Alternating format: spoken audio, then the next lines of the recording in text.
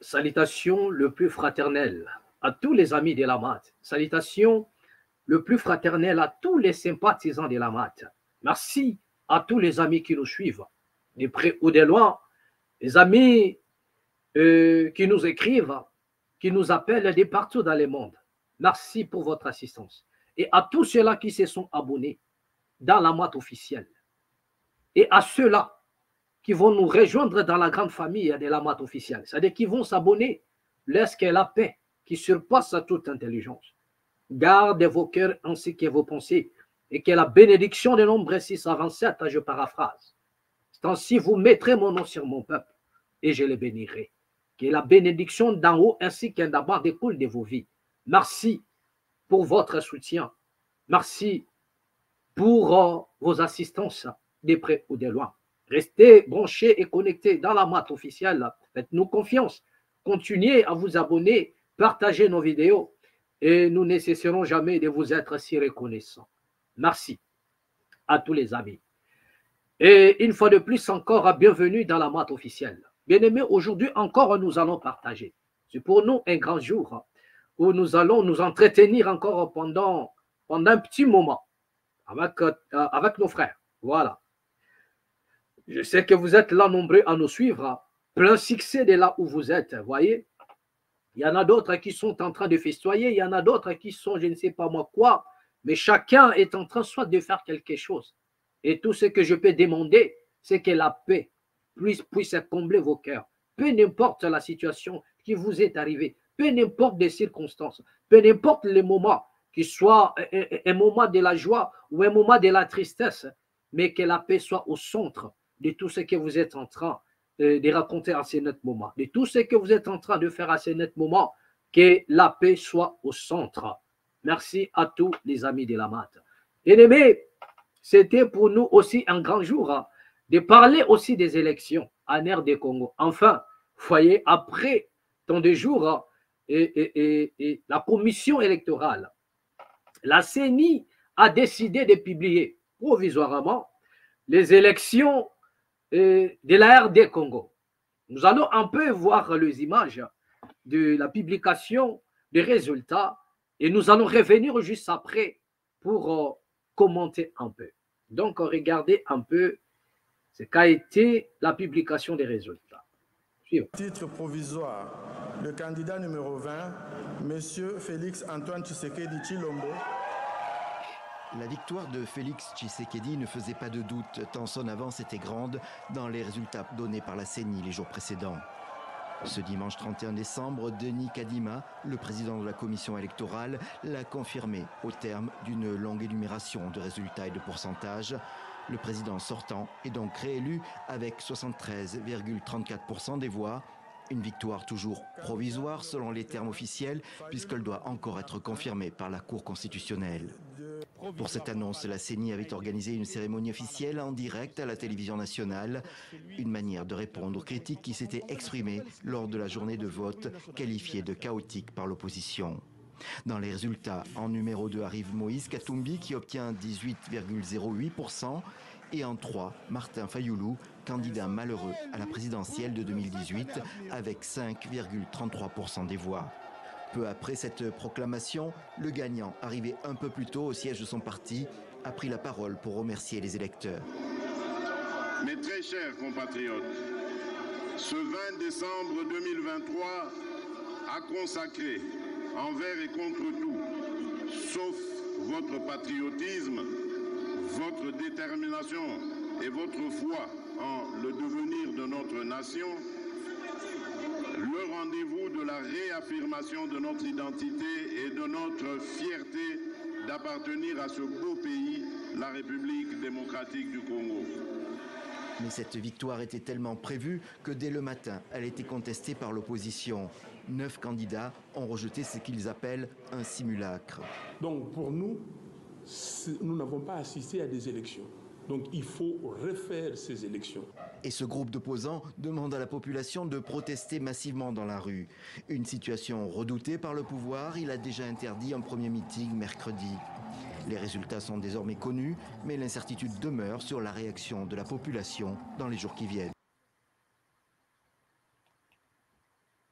Voilà. Donc, nous ne savons pas quelle serait la réaction de la population congolaise dans les jours qui viennent.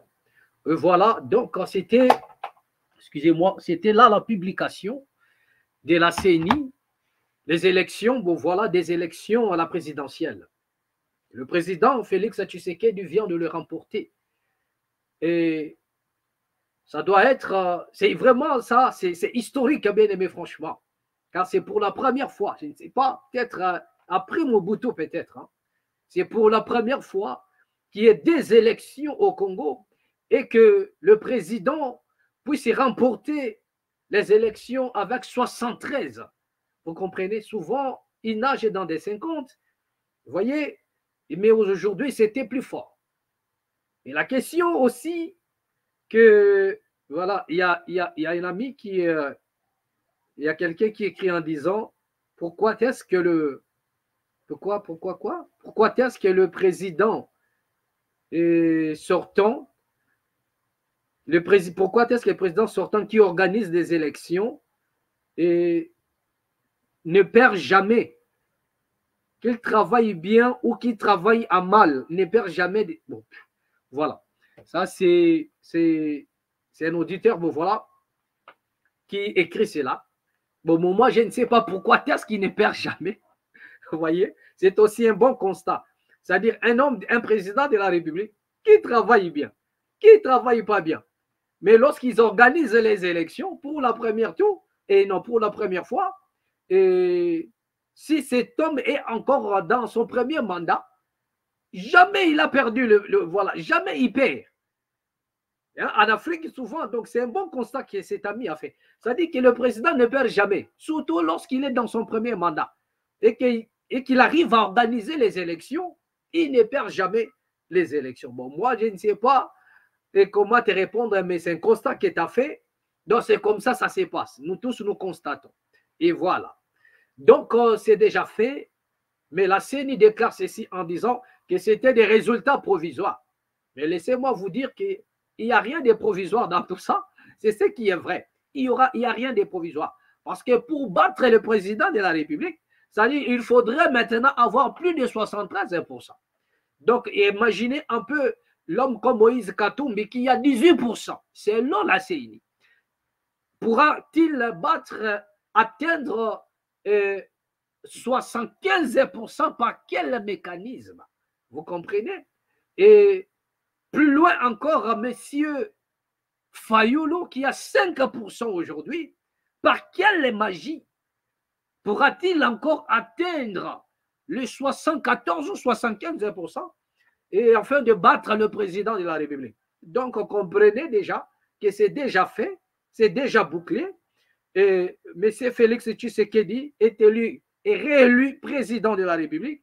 Donc, moi, je crois que toutes les batteries doivent être mises en marche. Cela veut dire que chaque personne doit maintenant s'en saisir de son combat. Si tu es opposant, si tu es je ne sais pas moi qui, donc il est temps que chacun de nous maintenant prenne sa position. Donc, ceux qui sont dans la lutte, donc la lutte continue. Ceux qui sont au pouvoir, donc ils vont aussi continuer les affaires. Mais nous, ce que nous dirons ici, ce que nous allons dire ici dans la BAD, ce que nous allons, comment dirais-je, prononcer comme parole, ou bien ce que nous allons demander au chef de l'État qui est réélu aujourd'hui. Nous vous demanderons, Monsieur le Président, que lorsque vous êtes réélu, parce que selon les résultats et les démonstrations de la CENI, ils nous ont fait voir que vous avez été voté sur l'ensemble de la République. Donc, une grande partie de la République vous a accordé le second mandat selon la démonstration de la CENI. Et lorsqu'on nous montre sur la carte, ils nous ont fait voir que le président de la République a été réélu par l'ensemble des Congolais. Donc, parce que lorsque nous parlons en termes de pourcentage, 73%, c'est déjà beaucoup. Cela veut dire que la quasi-majorité de la République se sont réunis pour réélire encore le chef de l'État. Donc, lorsque nous parlons de 18% ou 5%, ça veut dire que c'est une minorité. C'est une minorité. Donc, ce qui veut dire, à l'égard de la CENI, selon la CENI, c'est que, Monsieur le Président, vous avez été élu par l'ensemble des Congolais. Donc, vous avez pour obligation aussi de répondre à l'appel ou bien de renvoyer l'ascenseur à ce Congolais-là de tous bords qui vous ont accordé les seconds mandats. Vous avez intérêt de bosser pour satisfaire tous ces Congolais-là qui vous ont élus, même ceux-là qui ne vous ont pas élus. Parce qu'un président de la République, il n'est pas le président de tous ceux-là qui l'ont apporté, c'est-à-dire leur voix qui l'ont donnée. Leur voix, non. Un président n'est pas seulement le président de tous ceux-là qui ont voté. Non. Même de ceux-là qui ne vous ont pas voté, vous êtes leur président. Si réellement vous êtes un politicien par vocation, si réellement vous travaillez pour l'intérêt de cette nation-là, vous n'allez pas regarder que telle personne ne m'a pas voté, telle ethnie ne m'a pas voté, donc par conséquent, je n'aurai rien à faire là. Je sais de quoi je parle. Parce que dans nous avons une nation où lorsque vous êtes acclamé à gauche, tous ceux-là qui ne vous ont pas acclamé à droite deviennent vos ennemis. Mais ici, j'en appelle à la conscience, avec beaucoup de respect, au chef de l'État réélu. Je parle ici en prophète. Et nous disons ceci. Lorsque un homme politique est réélu, il n'est pas seulement le président de ceux-là qui l'ont voté, non. Il est aussi le président de tous ceux-là qui ont contesté ou qui n'ont pas voté. Parce que lorsqu'il pleut pour les bons et il pleut pour les méchants. Aucun jour, Dieu a dit que je vais pleuvoir rien que pour ceux qui m'invoquent. Parce qu'il y en a des sorciers, parce qu'il y en a des personnes qui sont injustes. Donc, par conséquent, la pluie ne tombera pas sur leur sol. La pluie n'arrosera jamais leurs champs. Non, mais nous voyons la pluie qui tombe. Même le champ des sorciers pousse. Même le champ du sorcier pousse par la pluie de Dieu. Donc, ce qui veut dire, tout ce qu'il a donné comme don à la nature n'est pas seulement pour des chrétiens, n'est pas seulement pour ceux qui croient en lui, mais c'est pour les bons et c'est pour les méchants. Donc, ce qui veut dire que même un président de la République n'est pas seulement le président de sa tribu, n'est pas seulement le président de son ethnie, n'est pas seulement le président de tous ceux-là qui l'ont voté, mais il est le président de l'ensemble de la République. Voilà un homme qui travaille par vocation. Donc, c'est comme ça ça se passe. Mais si un homme accède au pouvoir, mais si le chef de l'État, il vous arrive à décider autrement, de dire que non, comme ceux-là, ils ne m'ont pas voté, ils ne m'ont pas voté, ça dit je ne ferai rien pour eux. Comme cette tribu-là ne m'a pas soutenu, donc par conséquent, ils vont rester comme ça. Ah, c'est à ce moment-là que Dieu maintenant descend, c'est à ce moment-là que Dieu s'interpose. C'est maintenant, c'est à ce moment-là que la main du Très-Haut va s'écarter de vous. C'est à ce moment-là, la main du Très-Haut va s'écarter de vous. C'est à ce moment-là que vous deviendrez ennemis du Très-Haut. Et beaucoup de gens ne le savent pas. Que c'est à ce moment-là que l'homme devient l'ennemi même de Dieu. Et il pourra permettre à ce que tes ennemis puissent soit te renverser, soit t'atteindre, soit te compliquer tes desseins. Pourquoi? Parce que vous n'avez pas agi selon sa volonté. Parce que dans la volonté de Dieu, il a donné le soleil, il a donné la lune, il a donné l'eau, il a donné tout ce qui est dans la nature pour manger, pour consommer, pour les méchants et pour les bons. Mais comment est-ce qu'un homme qui bénéficie lui-même de la bonté du Seigneur pourra-t-il éviter ou bien empêcher aux autres d'en bénéficier à leur tour?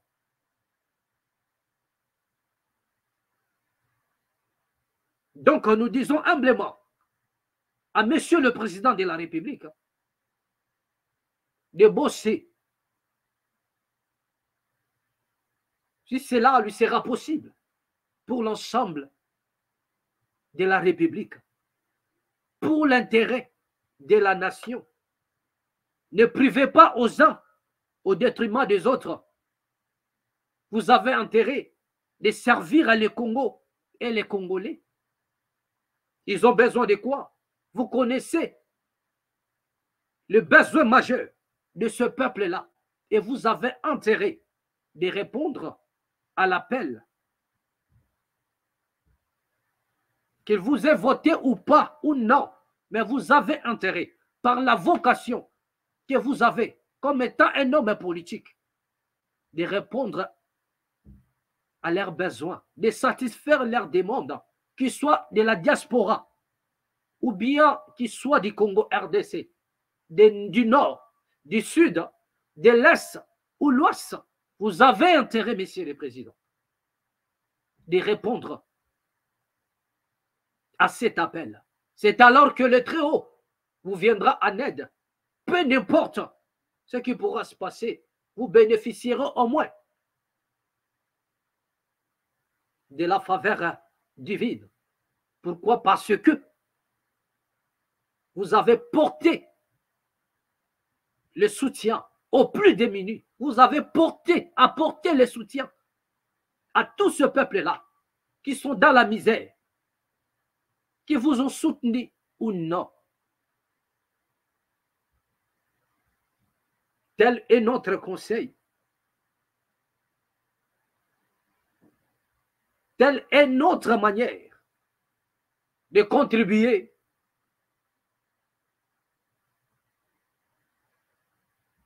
à la réélection du chef de l'État, contrairement à tous ces pseudo-dadis qui vont encore s'approcher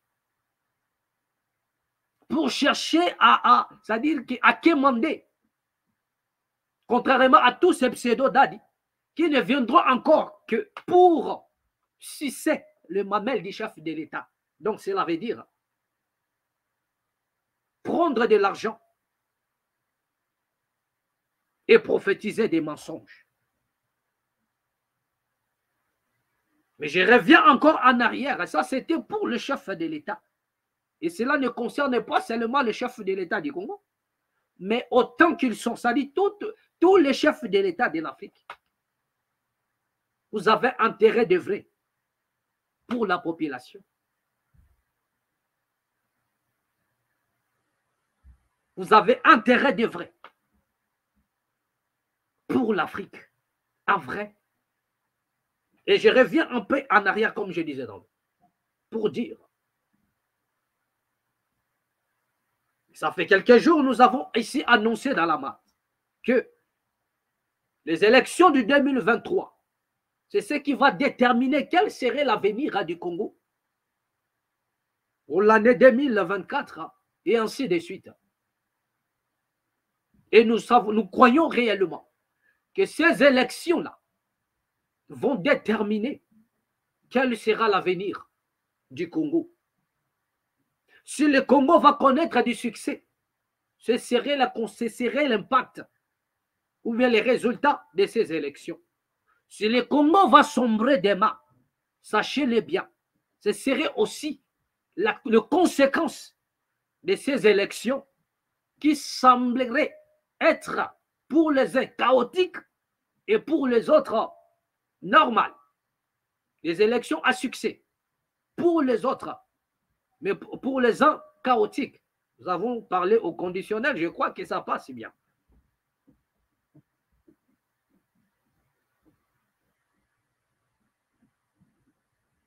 Donc c'est comme ça que les choses vont se passer, parce que nous les avons déjà dit.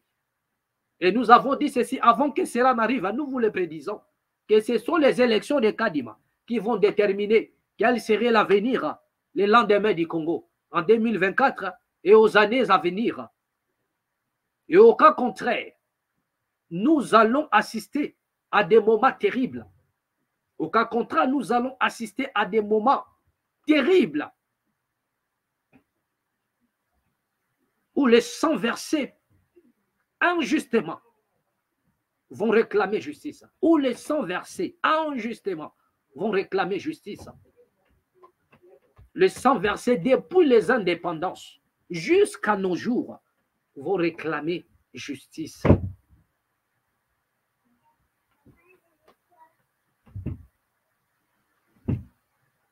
Donc, c'est un peu ça. Et comme si cela ne suffisait pas, comme si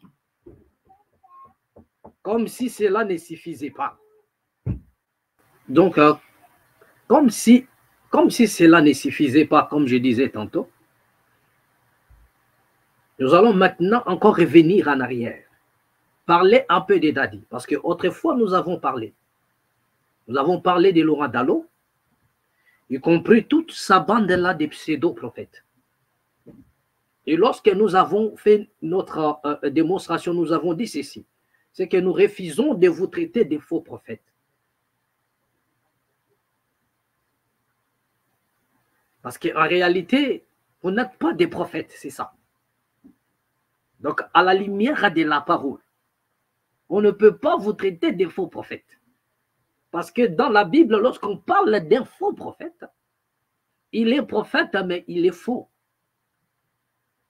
Donc, c'est différent un peu avec eux. Donc, c'est-à-dire que vous n'êtes pas des prophètes, mais vous êtes des usurpateurs. La raison pour laquelle là, nous ne pouvons pas parler comme des profanes, nous disons que vous n'êtes pas des faux prophètes. Nous avons déjà démontré cela et dans les Écritures. Nous avons même évoqué Deutéronome au chapitre 13. Je réitère encore cela aujourd'hui. S'il s'élève parmi vous un prophète, et même s'il vous annonce des choses, et qui est même accomplissement, donc vous comprendrez que même Dieu de la Bible reconnaît qu'il y aura des prophètes parmi le peuple qui annonceront des choses. Et ces choses-là vont s'accomplir.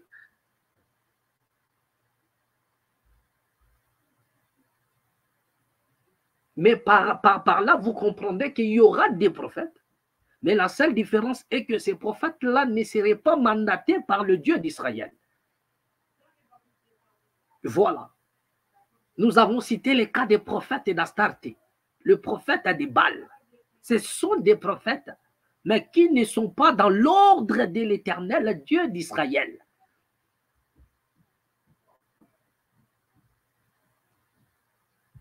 Il y en a plusieurs peuples aujourd'hui qui ont connu des prophètes.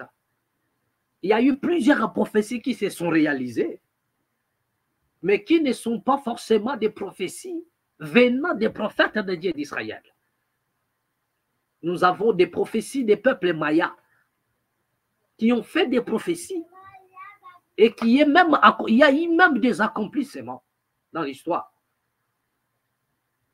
Donc c'est un peu différent avec des Dallot et puis toute sa bande là. Ça, ce sont des usurpateurs. Vous comprenez? Qui ont failli seulement à leur mission, mais refusent d'admettre qu'ils ont failli. Ils refusent d'avoir du courage, ne fût-ce que pour dire un pardon. Après, vous allez continuer votre mission de manipuler. Il y en a même un qui a dit, j'ai suivi à qui c'est Denis Lessé qui a dit ça, mais il ne maîtrise rien du tout lui aussi. Il dit, la Bible dit, on reconnaît un prophète lorsqu'il dit une chose, et la chose s'accomplit. Mais il oublie que même dans Deutéronome 13, Dieu reconnaît lui-même qu'il y aura des prophètes qui vont aussi prophétiser des choses qui vont s'accomplir. Donc ce n'est pas l'accomplissement de quelque chose qui fait de quelqu'un un prophète qui est dans l'ordre des dieux d'Israël. Non. Donc il y en a des prophètes aussi qui vont annoncer des choses. Mais ces prophètes-là ne viennent pas de Dieu d'Israël. Et la Bible dit, on reconnaît un prophète lorsqu'il dit et la chose s'accomplit. On ne dit pas qu'on reconnaît un prophète de l'Éternel ou bien un prophète de Dieu d'Israël. Non, on dit on reconnaît un prophète. On sous-entend que ce prophète-là peut ne pas être celui qui est mandaté par l'Éternel. Donc les gens sont des aveugles spirituels, ne comprennent ni ce qu'ils disent, ni même ce qu'ils affirment. Même ce qu'ils lisent, ils ne comprennent rien. Donc ça, c'est une précision détail. Hein. La raison pour laquelle nous n'avons pas taxé des dalos, tout ça là, des faux prophètes. Non. Ce ne sont pas des faux prophètes. Mais ce sont des usurpateurs. Ils ne sont même pas des prophètes. Ils ne sont même pas des prophètes. Ça, c'est selon la Bible. Ils ne sont pas, selon, à l'égard de la Bible, ce ne sont pas des faux prophètes. Ce sont des usurpateurs. Parce que déjà, ils ne sont pas des prophètes. Autant qu'ils sont. Et des filigences. Autant qu'ils sont là. Des tatous. Ce ne sont pas des prophètes. Ce sont des usurpateurs qui se font passer pour des prophètes. Vous comprenez? Donc c'est un peu cela. Et nous leur avons demandé humblement de passer dans les médias. Là où ils ont eu à prophétiser. Parce que nous avons fait une démonstration en disant que vous avez suivi tous la prophétie de Dalo. Dalo a prophétisé en disant qu'il y aura la mort d'un candidat, l'autre dans une fauteuil roulante. Nous avons expliqué tout ça en disant rien ne prouve que ces candidats-là sont dans l'opposition. Ces candidats-là peuvent être aussi le chef de l'État. Il peut être aussi victime de la parole prononcée par Dalo. Vous comprenez? Et il y en a aussi d'autres paroles, vous devez connaître ceci. Ou bien retenir ceci. Ce n'est pas toute parole qui sort à serrer une prophétie, non. Ce n'est que vos soi-disant prophètes-là. Lorsqu'ils parlent, ils veulent, c'est-à-dire faire de leurs paroles, leurs pensées, leurs réflexions, leurs plans de prophétie. Tout ce qu'ils font, tout ce qu'ils disent, même s'il s'agit de leurs propres pensées, ils veulent en faire une prophétie. Raison pour laquelle nous avons dit ceci. C'est des paroles prononcées par Dalo. Peut aussi être autre chose qu'une prophétie. Vous me demanderez, cela peut être quoi? Mais les paroles de Dalo peuvent aussi être une programmation. Parce qu'une programmation, ce n'est pas seulement une prophétie. Mais une programmation, c'est un plan concocté par l'ennemi.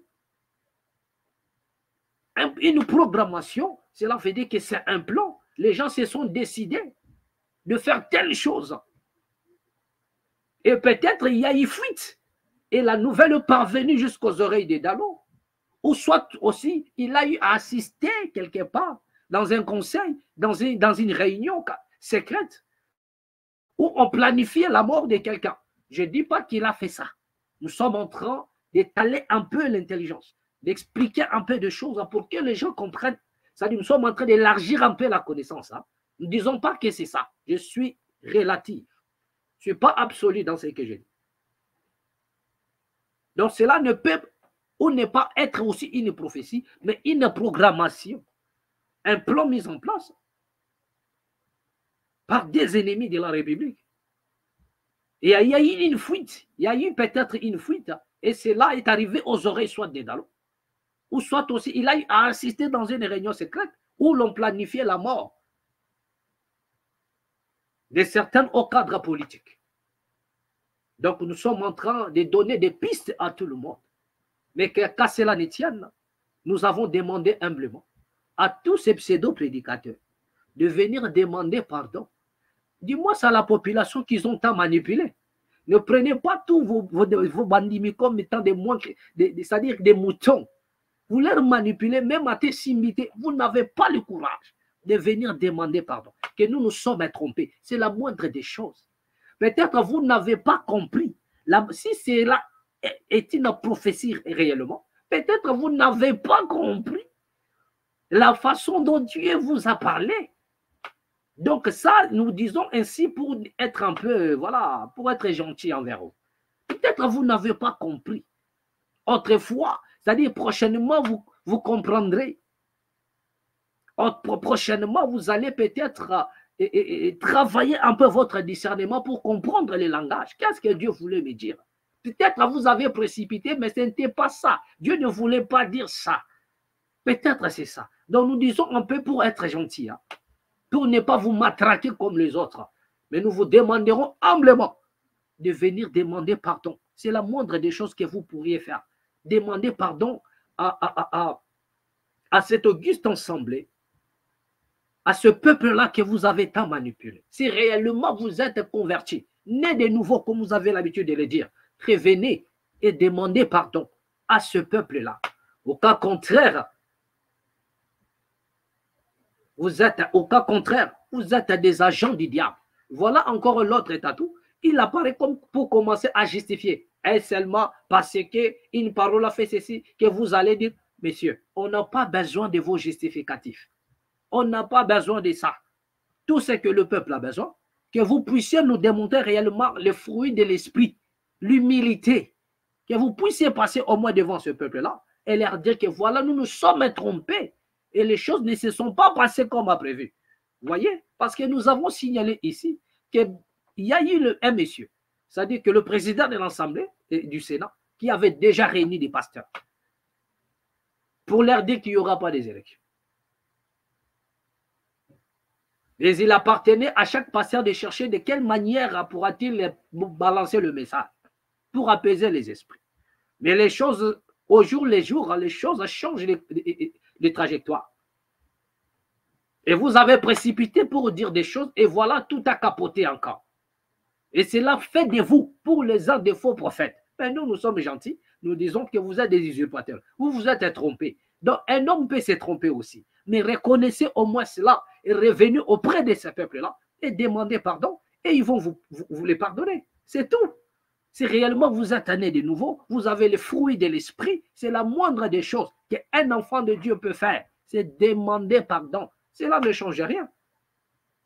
Mais ne venez pas diriger par bras de fer ou bien par défi. Que non, peu n'importe, je reste dans l'eau, je ne dis. C'est ça votre orgueil. C'est ça. Et persistez dans l'orgueil, vous serez confondus au jour le jour. Et bientôt, vous serez destitués. Destitués. Tout ce qui est en cachette là sera livré au grand jour. Retenez ça. Dans bientôt là. Dans bientôt. Donc, il y en a des gens qui parlent de Dieu, qui viennent au nom de Dieu. Mais ils ne sont pas des dieux. Ils ne sont pas mandatés par les dieux d'Israël, selon même la Bible. Vous comprenez? Nous avons connu des gens comme des Billy Graham. Ils parlaient de Jésus. Mais Billy Graham fit un franc-maçon. Vous avez vu lors des obsèques de Billy Graham. C'était des francs-maçons qui étaient au premier lot. Nous avons vu, vous avez vu un homme comme William Marion Branham. Un homme que certaines personnes l'adorent aujourd'hui. En disant que c'est le prophète majeur. Mais Marion Branham fit un franc-maçon. D'ailleurs, le premier culte de Marion Branham s'est tenu dans le parvis des francs-maçons. Dans le parvis d'un temple maçonnique. Il a fait même dans l'une de ses citations, il dit « All my people is Mason ». Mais ils avaient le nom de Jésus dans leur bouche. Voilà l'usurpation. Il y en a tant d'autres. De tels Osborne, qui est considéré pour les hommes comme le père du réveil même au Congo. Mais c'était des francs-maçons. Il y a eu des hommes comme des Renard Bonquet. Mais fouillez dans les annales, vous allez voir. Vous comprenez? Donc, parce que pourquoi? Parce que vous allez remarquer, même celui qui a d'abord tourné le film de Jésus, et les gens ils vont s'étonner, mais même celui qui a tourné le film de Jésus, un profane a tout fait, qui n'a rien à voir avec les choses même de Dieu, mais qui a joué un rôle pour parler d'un certain Jésus tout consort. Voilà un peu des scénarios. Donc nous avons le même scénario là aujourd'hui dans les églises, dans tous les dérivés de l'église catholique. Nous avons tous ces scénarios. C'est lui qui a tourné le film de Jésus. Il n'a rien à voir avec les choses de Dieu. C'est un profane, un soulard, un fumeur. Il a même fait des vidéos pour dire que non, je ne suis pas Jésus adoré. Ça dit que C'est-à-dire que c'était un rôle que je jouais. Mais vous verrez les photos de ce monsieur-là partout dans certaines maisons que, oh Jésus. Et même dans le film, il y en a d'autres qui pleurent. Que nous voilà comment il est fouetté. Mais celui-là, c'est un acteur. Donc le même scénario continue. Vous allez voir quelqu'un, il s'est dit homme de Dieu, mais ce n'est pas un homme de Dieu. C'est juste un usurpateur. Celui qui a tourné le film de Jésus, ce n'est pas Jésus. Donc c'est comme ça que les choses ça se passent. Et je finirai encore par ces propos pour dire que non, nous avons confondu un peu lors de l'émission dernière. Lorsque nous parlions, nous avons balancé comment dirais-je, le message concernant la déclaration du pape. C'était le pape François. Mais au lieu de parler du pape François, nous avons parlé de Benoît XVI. Jusqu'à la fin de l'émission. Vraiment, je tiens à m'en excuser. Et pourquoi? Parce qu'il ne s'agit pas de Benoît XVI, mais il s'agit du pape François. Et voilà pourquoi nous parlions trop de Benoît XVI, parce que Benoît XVI a vraiment marqué des esprits. Hein. Voilà. Parmi tous les souverains pontifes qui ont succédé, ce monsieur a exécuté des choses, a eu à faire des choses que personne n'a fait dans l'histoire. Vous comprenez? Il a senti le poids, la pression, et il a décidé de démissionner pour ne pas faire passer certaines lois qu'on l'a demandé de faire passer. Vous comprenez? Et la raison pour laquelle ce monsieur Benoît XVI nous a beaucoup marqué. Donc, lorsque nous avons parlé de la vidéo autrefois, il ne s'agissait pas du Benoît XVI, mais il s'agissait du François. Voilà. Il s'agissait du monsieur François. D'accord. Donc, nous avons promis que nous allons encore revenir prochainement pour enrichir une thématique autour du message du pape François. Parce que nous avons démontré ceci en disant que ce monsieur qui est considéré aujourd'hui comme le Saint-Père à l'égard de l'Église catholique, il sera considéré aujourd'hui comme un apostat. Pourquoi? Parce que son message à lui est contesté aujourd'hui par certains prêtres. Vous comprenez? Or, si celui qui est considéré comme un pontife, le souverain, le Saint-Père, peut balancer un message, mais contesté par d'autres prêtres et taxer des messages hors la Bible, cela veut dire que le pape est devenu soit un apostat, et si le pape devient un apostat, ça veut dire qu'il est appelé à être destitué par rapport à la doctrine du catholicisme. Vous comprenez? Donc, mais nous y reviendrons parce que le message ou bien l'action du pape déterminera même le futur de l'humanité, le plan qui est devant, y compris pour l'Afrique. Parce que l'Afrique est prise en otage quelque part. Mais petit à petit, nous allons avancer. Même le plus incrédule pourront comprendre clairement quelle serait l'issue des sorties pour l'Afrique. Quelle serait l'issue des sorties pour l'Afrique? Parce que vous allez vous rendre compte des pays qui se réclament du christianisme aujourd'hui, mais vous allez vous demander comment est-ce que le pays qui se réclame du christianisme, mais sont en train de mettre en place certaines lois, certaines valeurs qui sont aujourd'hui prônées, qui ne sont pas, c'est-à-dire qui n'ont ni la tête ni la queue. Je ne dis pas que d'autres nations qui ne sont pas chrétiennes, ils sont meilleurs, non. C'est d'ailleurs les nations les plus pures, les nations les plus pires où l'on maltraite l'être humain, comme à l'époque de l'esclavage. Donc là, je ne touche pas encore. Mais je suis dans des nations dites chrétiennes. Mais comment pourrions-nous comprendre une nation qui se dit chrétienne, mais les lois qui sont en train de voter, le même homme politique qui se réclame du christianisme, qui se dit que nous sommes une nation chrétienne, mais les valeurs qui sont mises en place, les lois qui se mettent en place pour être votées, ça n'a rien à voir avec ce que le christianisme nous a montré, ni dans la Bible. C'est-à-dire qu'il y a de quoi maintenant se poser la question. Et est-ce que ce que nous voyons aujourd'hui, les choses que nous voyons aujourd'hui, sont-elles, c'est ça la véritable face cachée du christianisme, ou bien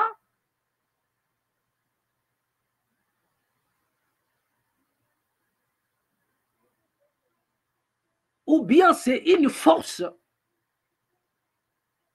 qui est descendue pour prendre le devant et diriger les mots. Donc, je réitère encore mes propos en disant ceci. Il y en a des pays qui se réclament du christianisme. Mais les lois qui sont votées dans ces pays-là, et même dans des pays qui ont des valeurs pour égalité, nous assistons toujours à des injustices au cadre. Mais comme si cela ne suffisait pas, il y en a des lois qui sont votées nuit et jour, mais des lois qui dérangent les foyers, les lois qui dérangent les couples, les lois qui dérangent l'harmonie de l'être humain.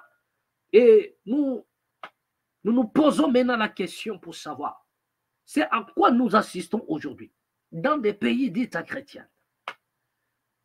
Est-ce c'est la vraie face du christianisme ou bien c'est juste une coïncidence des choses et qu'il y a une force à part entière qui agit, qui opère dans le but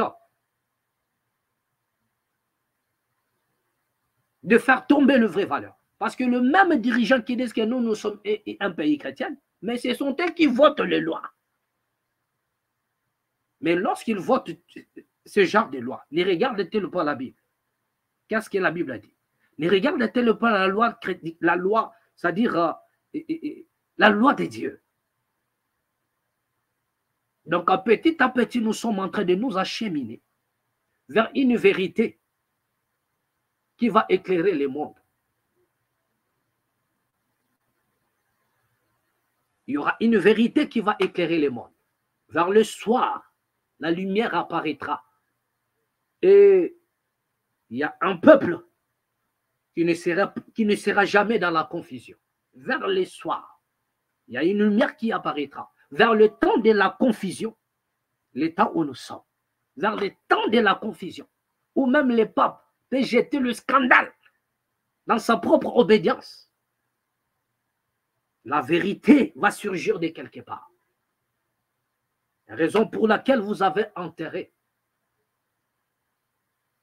d'avoir les yeux fixés vers la vérité, de ne pas être fan des gens, mais d'être fan de la vérité. L'heure est déjà arrivée. Nous vous souhaitons bonne année. Et c'est le temps maintenant pour tous ces pseudo-prédicateurs de réunir les enfants d'autrui et de leur bouffer leur argent, leur donnant des promesses qui ne vont pas se réaliser. Voilà la RDC qui est là. Nous attendons maintenant ce que ces prédicateurs-là vont annoncer pour la RDC. Ils attendent maintenant minuit pour proclamer des fausses prophéties, des faux messages. Parce qu'ils sont prêts déjà à dire que non, bon voilà, Dieu nous ramène dans l'année prochaine, tout ça. Non. Dieu n'a jamais ramené les gens dans l'année prochaine. Donc, on ne prenait pas le sang sylvestre et collait ça avec ça. Ce sont des profanes qui vont faire des bêtises. Nous n'avons même pas le temps d'en parler. Donc, continuez à manipuler vos moutons parce que nous le disions ou pas, vous allez continuer à le faire. Mais du moins, nous allons parler. Donc, ne prenez pas la fête des sang sylvestres et collez ça à Dieu. Non. Donc, ce n'est qu'un Dieu profane que vous servez là. Maman que vous servez, qui va vous commander et vous allez faire tout ce que vous avez à faire là. Voyez-vous, vous avez droit de prier comme vous voulez. Vous avez droit de festoyer, de prier, de faire tout. Mais ne venez pas usurper la vérité pour dire que non, tiens, voilà ce que Dieu a dit pour cette année. Donc, depuis que vous avez commencé à prier, depuis que vous avez commencé à recevoir des promesses de chaque 1er décembre à minuit,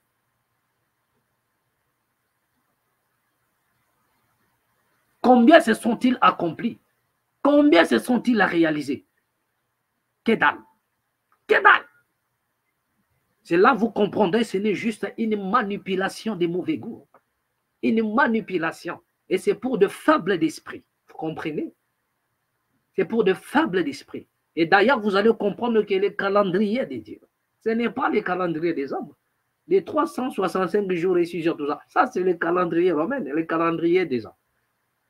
Mais ton dad, il a avec son fameux Saint-Esprit, il n'est pas à mesure de t'éclairer sur certaines choses. La raison pour laquelle tu damères un mouton, et il va te manipuler.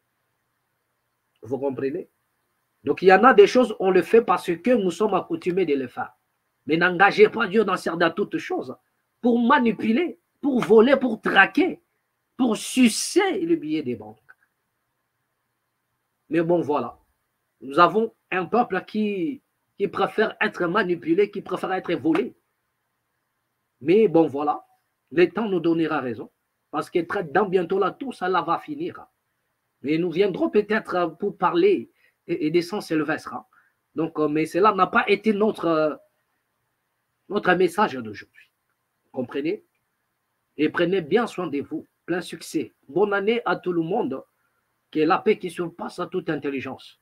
Garde vos cœurs en ce que vous pensez. Nous avons dit au début de notre émission, peu importe ce qui peut vous arriver. Il y en a des gens qui ont perdu le leur aujourd'hui. Il y en a des gens qui sont en train de fêter. Il y en a des gens qui sont dans la joie. Il y en a des gens qui ont connu des choses un peu bizarres. Il y en a d'autres à des bonnes nouvelles. Mais malgré tout ça, gardez le sourire. Et que la paix soit au centre de tout ce que vous êtes en train d'entreprendre, même de ce qui vous est arrivé. Laissez la place à la paix et gardez le sourire. Merci pour tous ceux-là qui nous ont suivis et à tous mes abonnés. Merci.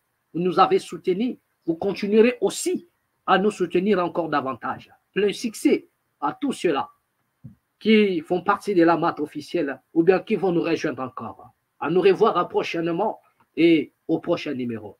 Merci. Amen.